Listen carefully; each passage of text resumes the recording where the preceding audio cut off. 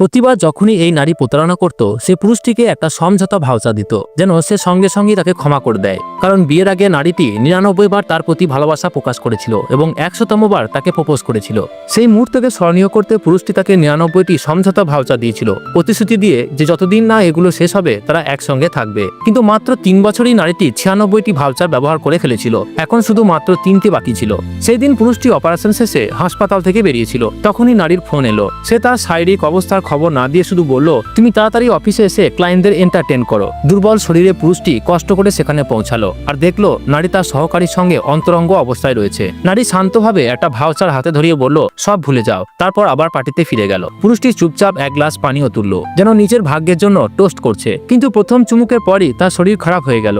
নারী কোনো খেয়াল করলো না, বরং রাগ করে বলল, তুমি পরিবেশ নষ্ট করছো, এক্ষুনি চলে যাও। পুরুষটি চুপচাপ গাড়িতে গিয়ে বসলো। রিয়ার ভিউ মিরর দিয়ে দেখলো নারী আবার সহকারীর কাছাকাছি চলে গেছে। সে গাড়ি থেকে নেমে এসে বলল, নিজের মর্যাদা বজায় রাখো। কিন্তু নারী উল্টে তাকে গোয়েন্দাগিরির অভিযোগে দোষারোপ করলো। এমন সময় নারীর ফোনে কল এলো। একজন সহকর্মী অসুস্থ।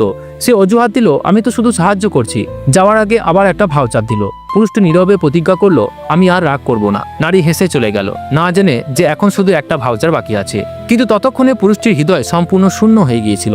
সে চুপচাপ ডিভোর্সের কাগজ তৈরি করলো এবং অপেক্ষা করতে লাগলো কখন সে শেষ ভাউচারটিও ব্যবহার করবে। সেই রাতে নারী বাড়ি ফিরে টেবিলে একটা ছোট্ট প্যাকেট রেখে গেল। পুরুষটি ভাবলো হয়তো এবার সে একটু যত্ন দেখাচ্ছে। কিন্তু যখন প্যাকেট খুললো, তাতে ছিল কিছু ধোয়া কাপড় আর একটা চিরকুট। ময়লা কাপড়গুলো ধুয়ে দিও। তারপর নারী নিজের ঘরে গিয়ে কারোর সঙ্গে ফোনে কথা বলতে লাগলো। পুরুষটি শুনলো কেক অন্য কারোর জন্য ছিল আর কাপড় ধোয়ার কাজ তার জন্য ফেলে দেওয়া হয়েছিল। সে বাথরুমে গিয়ে আয়নায় নিজের খসখসে হাতের দিকে তাকালো, রাগকে চেপে রাখলো। কিছুক্ষণ পর নারী মেসেজ করলো, আজ রাতে আমি দেরি করব।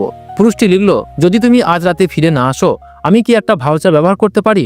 নারী উত্তর দিল, হ্যাঁ। সে আর কোনো কথা বলল না, নিজের জন্য একটা কেক অর্ডার করলো। টিভিতে তাদের বিয়ের ভিডিও লুপে চালিয়ে রাখলো আর সময়ের অপেক্ষা করতে লাগলো। যখন ঘড়িতে 12টা বাজলো, সে শেষ ভাউচারটি ছিঁড়তে যাচ্ছিল। তখনই দরজায় ঘন্টা বেজে উঠলো।